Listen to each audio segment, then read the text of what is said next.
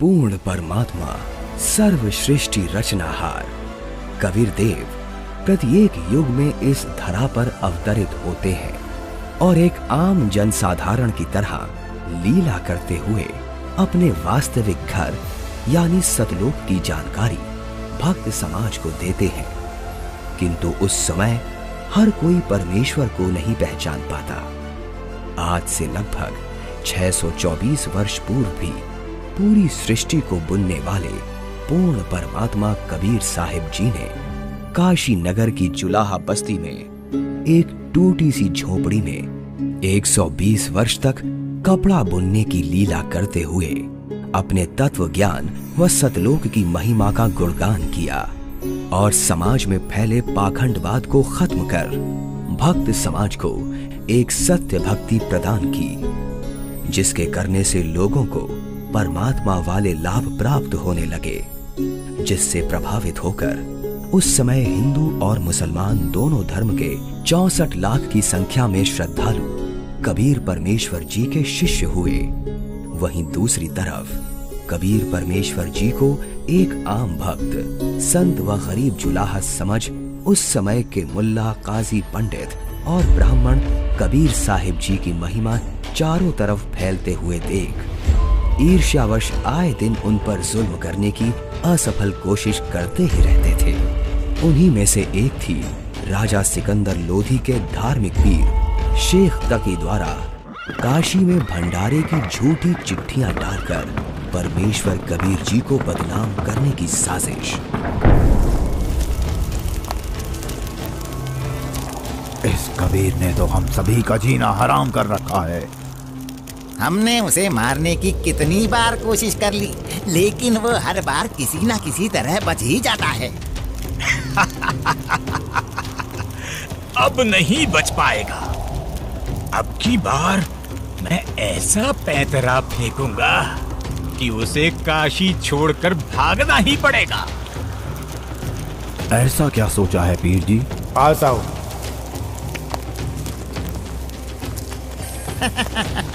आपने भी क्या तरकीब सोची है? अब तो उस दुष्ट के लिए भारी मुसीबत आने वाली है। अगले ही दिन से एक पत्र भारतवर्ष के कोने कोने में सभी मठों, आश्रमों, मंदिरों में पहुंचने लगा।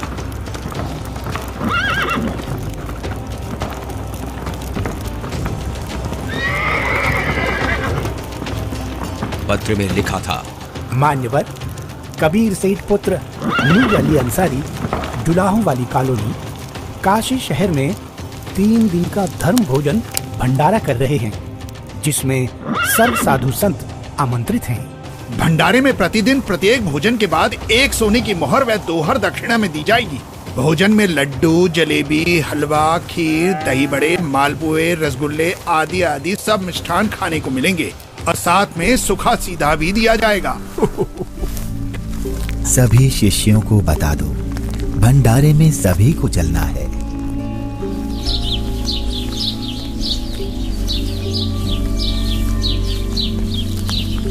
जगह जगह झूठी चिट्ठी के पहुंचते ही हर तरफ भंडारे की चर्चा होने लगी, जिसके बाद सोने की मोहर और दोहर के लालच में पूरे देश से लाखों की संख्या में लोग काशी में निश्चित दिन से पहले वाली रात्रि को ही पहुंचने लगे और देखते ही देखते पूरी काशी नगरी भंडारे में आए साधु संतों से भर जाती है।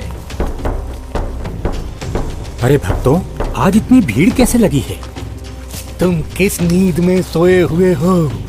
तुम्हें पता नहीं, यहाँ काशी में कबीर नाम का सेठ 3 दिन का भंडारा कर रहे हैं, जिसमें प्रत्येक भोजन के साथ 1 सोने की मोहर व दोहर भी दी जाएगी।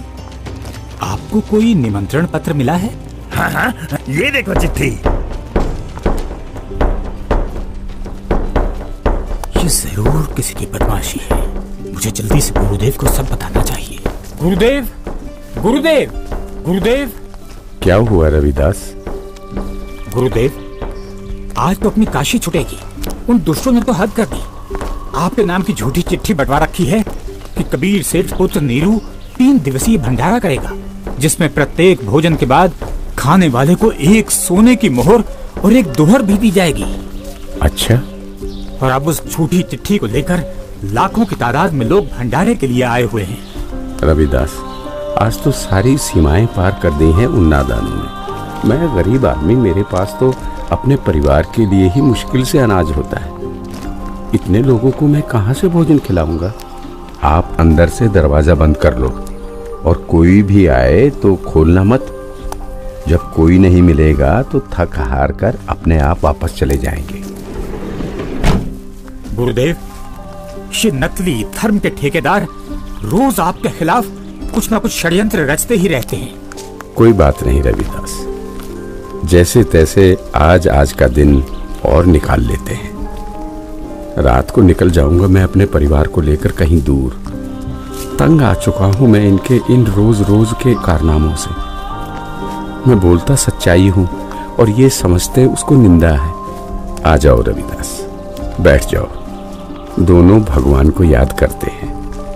आपत्ति के समय उसी को याद करना चाहिए। वही सबकी लाज रखते हैं, हमारी भी रखेंगे। जिसके बाद परमेश्वर कबीर जी अपने 2 रूप धारण कर, एक रूप में तो रविदास जी के साथ झोपड़ी में विराजमान रहते हैं तथा दूसरे रूप में ऊपर सतलोक में पहुंच जाते हैं।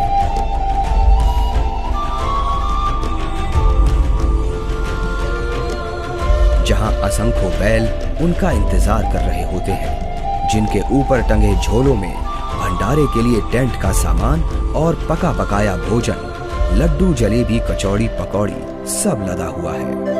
हे सृजनहार परमात्मा, जहाँ आप गए हो वो तो खाकी खंजूस स्थान है। वहाँ सारी उम्र लगे रहते हैं, फिर भी खाने को भोजन तक अच्छे से नसीब नहीं होता।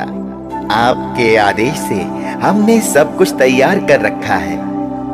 परमेश्वर कबीर साहिब जी वहाँ खड़े अनंत कोटि बैलों में से केवल 9 लाख बैलों को और सेवादार रूप में वही की कुछ हंस आत्माओं को लेकर एक पल में सतलोक से चलकर काशी में प्रकट हो जाते हैं।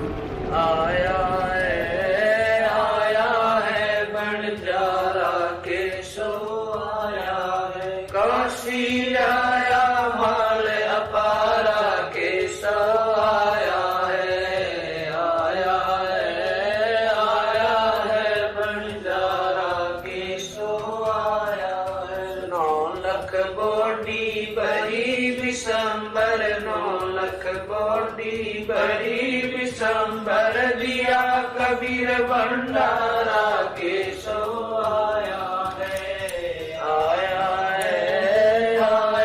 है भंडारा के सो आया है। धरती ऊपर तंबू तारे, धरती ऊपर तंबू तारे, चौपड़ के भंडारा के सो आया है।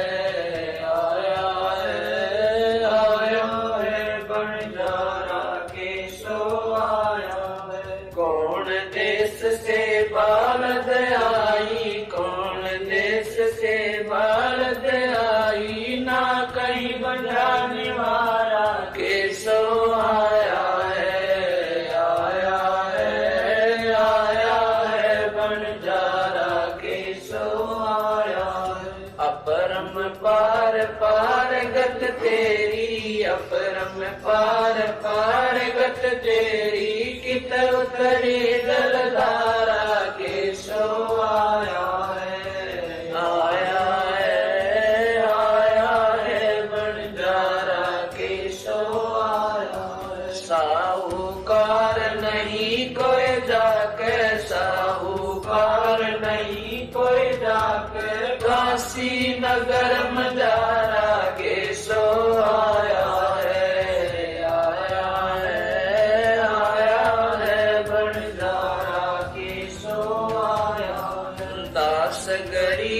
कलप से उतरे दास, गरीब कलप से उतरे, जिया पे अलग कर तारा के सो आया है, आया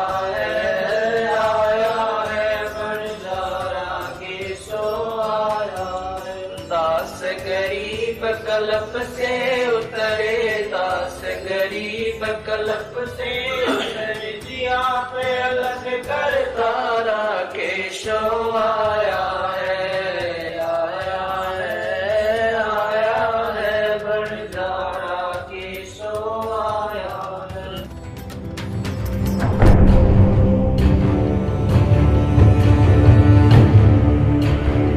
राजन, आपके गुरु का निमंत्रण आया है भंडारे का, आप चलेंगे नहीं क्या?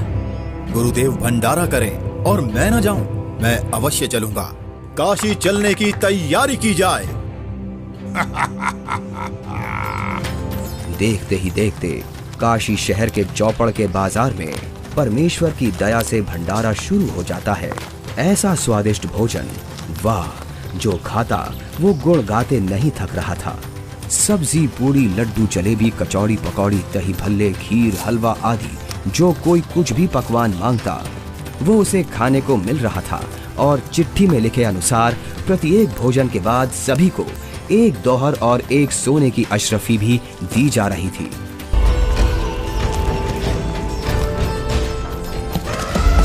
उधर से दिल्ली के बादशाह सिकंदर लोधी भी, जो परमेश्वर कबीर जी का शिष्य हो चुका था, अपने धार्मिक पीर शेख तकी के साथ भंडारे में पहुंच जाता है। अरे ये क्या हो रहा है? ये भंडारा कैसे चल रहा है? भंडारे में परमेश्वर कबीर साहिब जी की जय जयकार सुनकर जहां शेख तकी ने सोचा तो था कि कबीर अपनी झोपड़ी छोड़कर भाग गया होगा और लोग उसको गाली दे रहे होंगे, किंतु उसके विपरीत भंडारा चलते देख शेख तकी के तो तन बदन में आग लग गई। हे भक्तों, कबीर साहिब जी किधर हैं? कबीर साहिब जी का तो मालूम नहीं, किंतु उधर सफेद तंबू में एक व्यक्ति बैठा है, वही भंडारे की सारी व्यवस्था किए हुए है।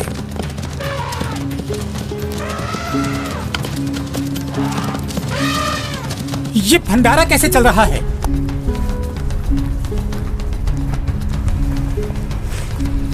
कौन है आप और कबीर जी से क्या नाता है आपका? मैं एक बंजारा हूँ और कबीर जी मेरे पगड़ी बदल मित्र हैं। उनका संदेश मेरे पास गया था कि एक छोटा सा भंडारा करना है, थोड़ा सामान लेते आइएगा। और भंडारा चल रहा है। 18 लाख आदमी भोजन कर रहे हैं, ये इसे छोटा सा भंडारा कह रहा है। कबीर जी कहाँ हैं? वो क्यों नहीं आए? हे राजन, उनका दास जो बैठा है, उनको तकलीफ उठाने की क्या आवश्यकता? आप भोजन ग्रहण कीजिए। नहीं नहीं, भोजन भंडारा तो मैं गुरुदेव के दर्शनोपरांत ही करूंगा।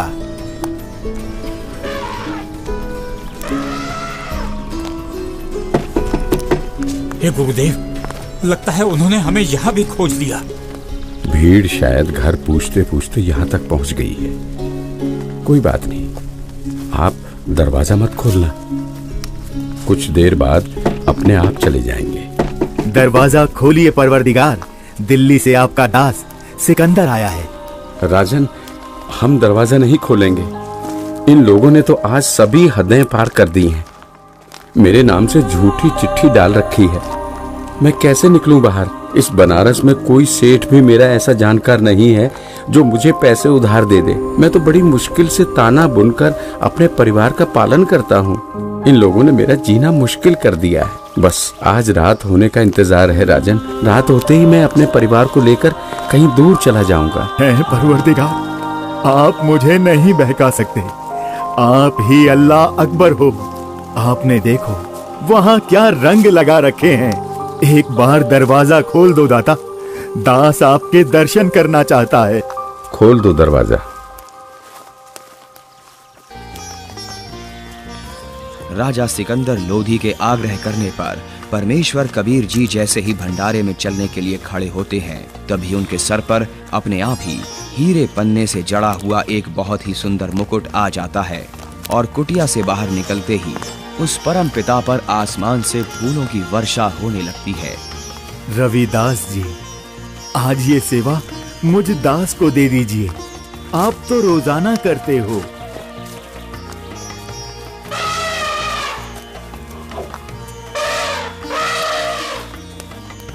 इनमें से कबीर जी कौन है? जिस पर बादशाह सिकंदर लोदी चवर कर रहे हैं वही कबीर हैं।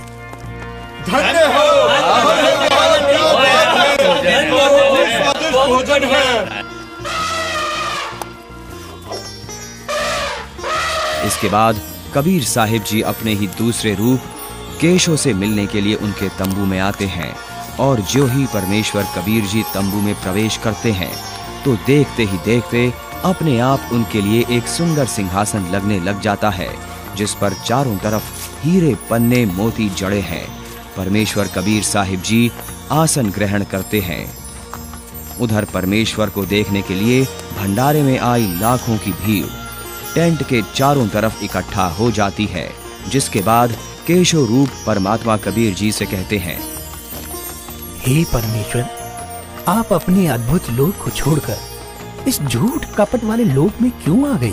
आप इनका भला सोचते हो, इनको अमृत भोजन खिला रहे हो और ये आप ही के विरुद्ध इकट्ठा हुए रहते हैं। केशव, सब लोग मैंने ही रचे हैं, सबका धारण पोषण मैं ही करता हूँ। तू मेरे दुख को नहीं जानता, ये सब मेरे बच्चे ही हैं। अपनी अज्ञानता से ये काल के जाल में फंसकर भयंकर कष्ट उठा रहे हैं और उसी काल के प्रभाव से ये आज मुझे अपना दुश्मन मान रहे हैं।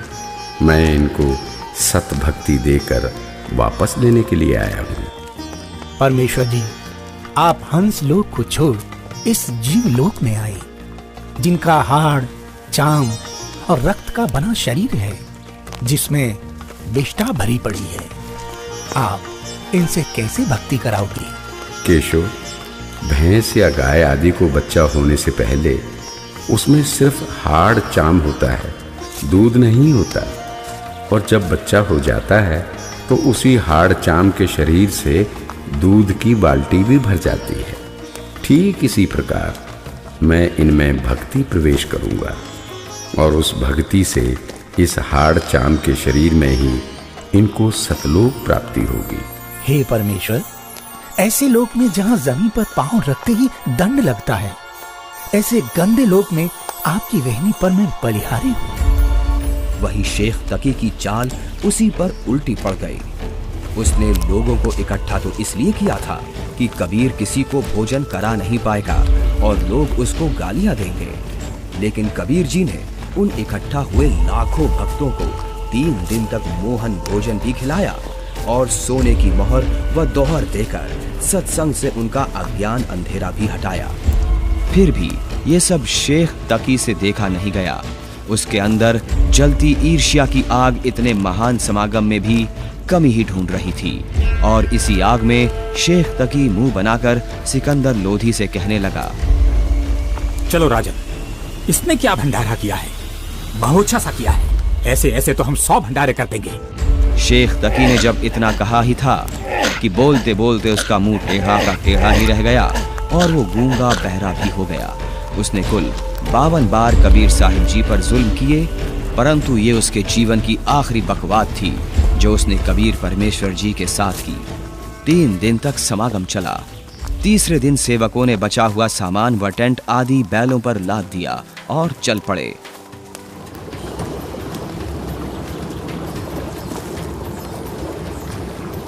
गंगा में पानी ज्यादा है, इसे अभी पार नहीं किया जा सकता। हाँ हाँ, अभी मत जाओ। बंजारे और बैल जैसे ही गंगा के किनारे पहुंचे तो गंगा का पानी एकदम कम हो जाता है और फिर सारे बैल निकल जाते हैं, जिसके बाद गंगा का पानी फिर से ओवरफ्लो होकर बहने लगता है, जिसे देख वहां खड़ी भीड़ आश्चर्यचकित रह जाती है। जाइए केशव, कहीं आपके बंजारे दूर ना निकल जाएं।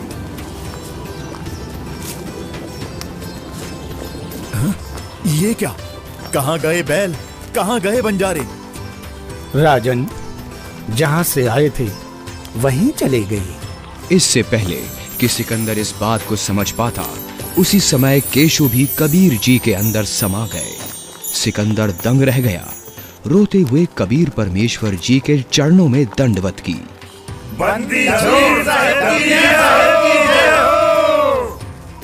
इस प्रकार परमेश्वर कबीर साहिब जी ने उन दुष्टों की इस साजिश को भी नाकाम करते हुए यह लीला की और भक्त समाज के सामने एक उदाहरण पेश किया कि चाहे कोई गरीब हो या अमीर, भगवान की भक्ति हर इंसान कर सकता है। जैसे मैंने कपड़ा बुनकर अपना व अपने परिवार का पेट पाला और भक्ति भी की, तो समय आने पर परमात्मा ने मेरी लाज भी रखी। उसी प्रकार आप भी मुझ पर यानी परमात्मा पर विश्वास करो और भक्ति करो। फिर देखना, जब कभी भी आपको मेरी आवश्यकता होगी तो मैं आगे खड़ा मिलूंगा। पर्वत पर्वत मैं फिरा, कारण अपने राम सही के संत मिले, जिन सारे सब काम सच्चा है। अभी आपने देखी सत्य घटना पर आधारित 2D एनिमेशन वीडियो। आप सुनिए परमेश्वर कबीर जी और उन्हीं के रूप में आए केशव बंजारा जी की वार्ता की पूरी कथा का सार अमृतवाणियों के द्वारा संत रामपाल जी महाराज के मुखारविंद से।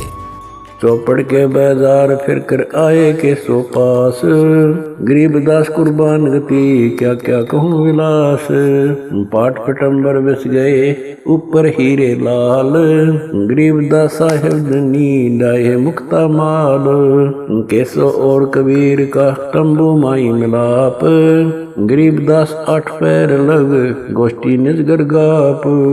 केसो कहत कबीर से पूछत बाता बीन, गरीबदास क्यों उतरे ऐसे मुल्क मलीन।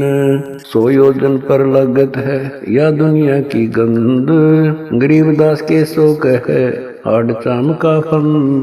सुन कबीर सुर भेद हूँ कैसो कष्ट करंत, गरीबदास गंदे मन से मेला आन भरंत।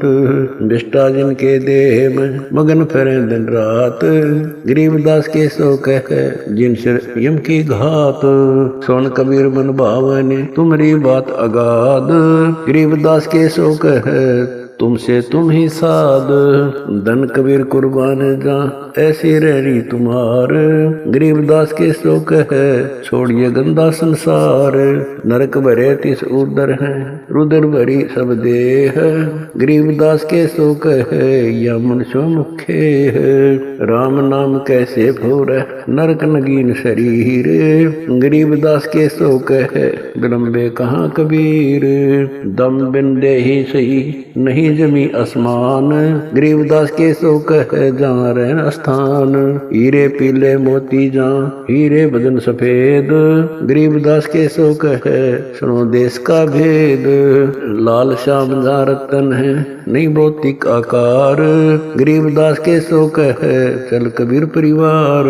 सुन के सो अब वंदना कह कबीर संदेश, गरीबदास लोक में है हमारा परवेश। आड़ चाम की देही में दूध रतन सरवंत, गरीबदास घट पिंड में ऐसे है भगवंत। तन दूधी को पाड़ कर जय कोई देखे दूध, गरीबदास उस पिंड में आड़ चाम और गूद। हमरे ही हुनियारे है अमरा सर्जनहार, गरीबदास विधि भेद सुन खुला मुक्ति द्वार। युग 70 हम ज्ञान दिया जीवन समझा एक, गरीबदास घर घर फिरे दरे कबीरा भेख। 70 युग सेवन किए किन न बुझी बात, गरीबदास न समझात हूँ मोहे लगावे लात। कल्प कोटि युग बीतिया हम आए हर बेर, गरीबदास के सो सुनो देन भक्ति की टेर। स्वर्ग मृत्यु पाताल में हम बैठे कई बार, गरीबदास घर घर से जा मार मार के मार। हमारी जात अपूर्वी पूरब रहनी हमारे, गरीबदास कैसे जोड़े पश्चिम के कतार। हम हैं ठेठ पूरब के उतरे ओगट घाट, गरीबदास जीव दक्षिण के यो नहीं मिलती साट। हम पूरब के पूर्वी उत्तर देश उतरंत, गरीबदास जीव दक्षिण के यो नहीं संग चलंत। जिन्हों हमारी सीख ली काटू जरा मण जंजीर, गरीबदास के सो सुने ऐसे कहे कबीर। फिर बाजी विद न रचे वह नी जीव अवंत, गरीबदास सत्यलोक में अमर प्रतापावंत अनंत कोट बाजी जहाँ रचे सकल ब्रह्मंड गरीबदास मैं क्या करूं काल करत जीव खंड किलों काल निकंद हूँ जीव विध्वंस नहीं होए गरीबदास दुल्ला कहे शब्द न बूझे कोए मनुष्य जीव क्या बात है पशु पक्षी परवाने गरीबदास दुल्ला कहे करहूं हंस अमान मैं बंजारा आदि का यही हमारी साट गरीबदास जी अबे करूं बोर न आवे बाट एक गाड्डा एक जलाइए यानी मोए सुहाए गरीबदास सतलोक में देवों जीव पहुँचाए सोन कबीर के शोक है जो कुछ करो सुकीन गरीबदास मुख्तार तुम ही दीन वे दीन सुन सतगुर तो से कहूँ तुम हो दीन दयाल गरीबदास आदीन में तुम साहिब अब्दाल अनंत कोटि ब्रह्मांड को तारत लगे नवार गरीबदास के शोक है तुम ही दारमदार तुम ही दारमदार हो यहाँ कल्प नहीं इंच गरीबदास के शोक है सब तुमरे ही परपंच के सो चले सौदाम को 9 लाख बोली लीन गरीबदास बंधन किया बाजत है सुरबीन के सो और कबीर जित मिलत बेता एक दास गरीब कबीर हरि डरते नाना भेख बंजारे और बैल सब लाए थे भरमाल गरीबदास सतलोक को चले गए तत्काल आवत जाते ना लखे कौन नाम प्रकाश गरीबदास बूझ है कहाँ गए हरिदास